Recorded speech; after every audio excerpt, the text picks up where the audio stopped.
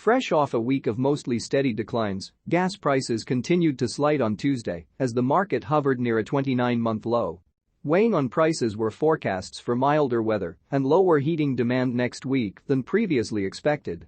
Nevertheless, after the warmer weekend trends, the latest weather data has begun reverting back to somewhat colder.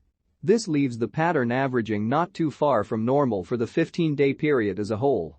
Beyond that time frame, there is potential for cold air in Canada to plunge into the lower 48 later in March.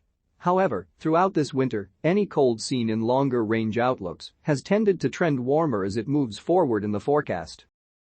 For the upcoming EIA report, to be published on Thursday, early estimates clustered around a withdrawal in the 60 to 70 billion cubic feet range for the week ending February 17.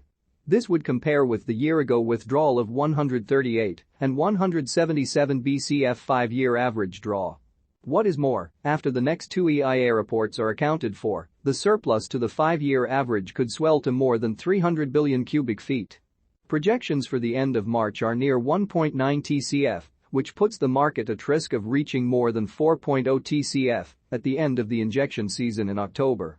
Given the physical impossibility of achieving this level, changes to supply-demand or both are needed. The return of operations at the Freeport liquefied natural gas facility should aid somewhat in balancing the market.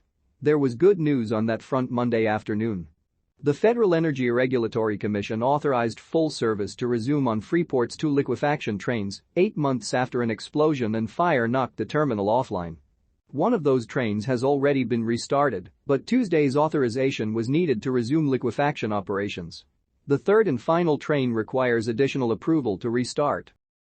At present, it appears that gas may be entering oversold territory on a long-term fundamental basis.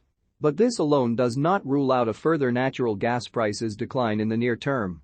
NYMEX futures clearing major technical support at $2.35 late last week vastly increases the risk of sub-$2 pricing for natural gas later this spring.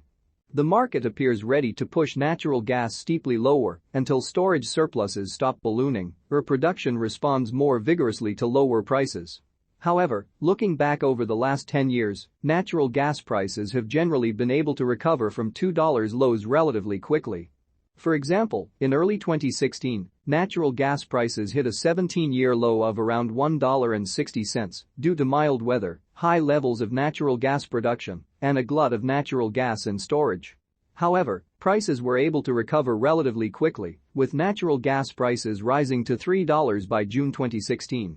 Similarly, in early 2020, natural gas prices hit a low of around $1.50 due to a mild winter and oversupply of natural gas.